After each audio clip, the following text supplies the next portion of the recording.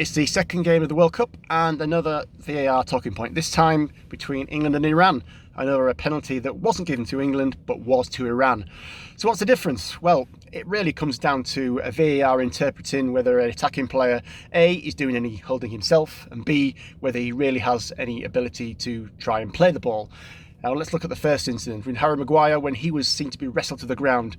Now it's definitely the case that Maguire does also have his arm around the opponent, and there is a distance between him and the corner as the ball is played in. So when the VAR is looking at this, he will consider this not to be a clear and obvious error because Maguire is causing the defence himself and he's not actually going to be able to play the ball.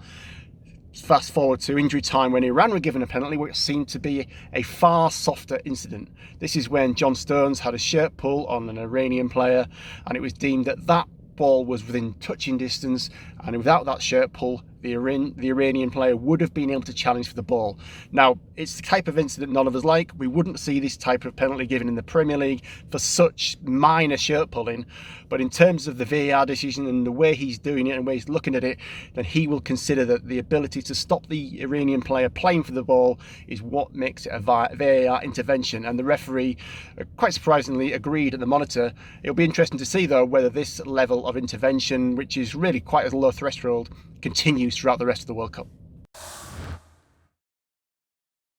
Thanks so much for watching ESPN on YouTube, and for more sports highlights and analysis, be sure to download the ESPN app, and for premium content and live streaming, subscribe to ESPN Plus.